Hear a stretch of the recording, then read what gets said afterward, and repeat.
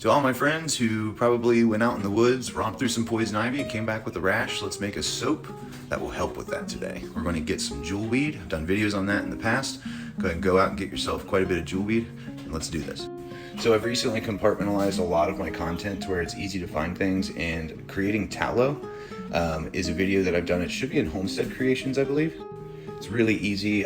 You can just go to a local butcher, ask for some of the cow fat, and just by putting it in a crock pot on low, you can render down its fat. Now, the only difference I did with this was while it was rendering, I added a bunch of jewelweed, and it turned it this really nice brown ambery color after it was strained. So essentially, our tallow already is mixed with the property of jewelweed, which is fantastic for poison ivy. So I've done videos on jewelweed identification as well in the past. So go and get yourself a good amount of jewelweed. We're going to chop it up. We're going to infuse this into some water. So we're going to chop this, everything from the leaf all the way down to the root. And I'm just going to chop it fine. That way all the elements of this can make their way out and into the water quicker and more effective.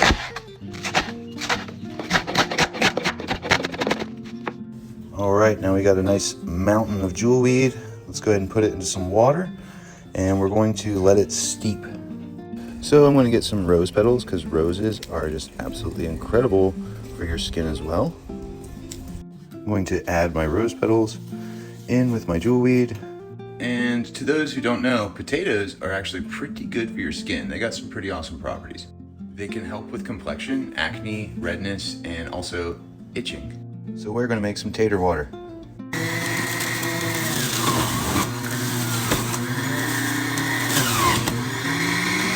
All right, now we're going to strain out our jewelweed and rose. Okay, now I'm going to put my potato water through a sieve as well into my jewelweed and rose water. Give it a good stir. So I always do soap using these quart mason jars because I just do the same math. I can do the same math. So this ends up being 32 ounces of tallow. So get yourself 32 ounces of tallow. We're going to bring that up to 100 degrees. A chemical reaction will happen when lye meets aluminum, so make sure that the pot you're using to heat your tallow, which in time will also have the lye mixture put into it, is not aluminum. Now, being very careful and wearing gloves, we want to measure out 4.2 ounces of lye. There we go. All right, so now the jewelweed and rose water and potato water, I'm now putting onto a scale, and I'm trying to get 12.16, but 12.15 is just almost perfect. So I'm just going to go with it. Put the 12.16 ounces of water into a non-aluminum pot. Now, I would suggest you do this outside, but I'm in kind of my farmhouse laboratory, so I'm good, but I'm going to get this as close as I can to the water, and I'm going to slowly start adding the lye. Not the other way around. Lye needs to be added to the water. Not the other way around. It'll cause like kind of a reaction that is not good. So I'm going to add this slowly and just keep stirring and stirring. That way it doesn't heat up so much that it destroys the properties of what we are putting in our soap. So I put in a little, and I stir, and kind of get that grittiness out. And then I'm going to put in a little and stir, and put in a little and stir, trying to keep the temperature down.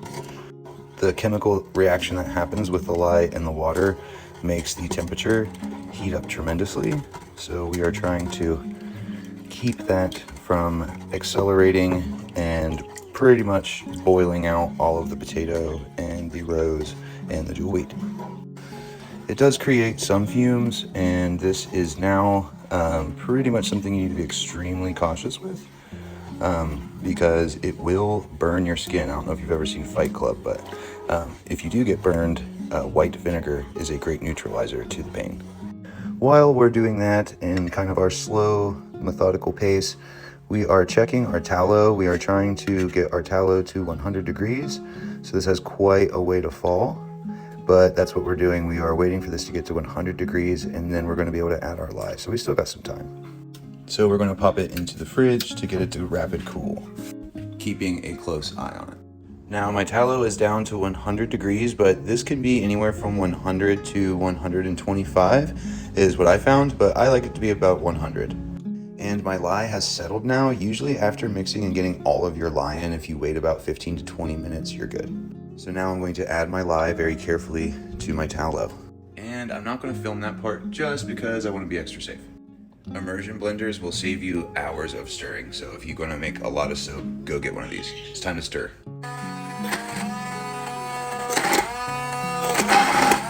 So the lye becomes non-threatening after it mixes with the tallow, making it safe to touch again. So stir it until it's about thick like a milkshake, and then you're going to dump it into your soap mold. So I'm just kind of pushing and flattening this down, and then I'm going to make another batch and pour it on top of it. Allow this to sit and cure for a month, then cut, and you got yourself some jewel weed soap. Here's a piece of soap that we made in a previous video. We wash ourselves with this every single day. So I hope that helped. Love y'all. Happy homestead.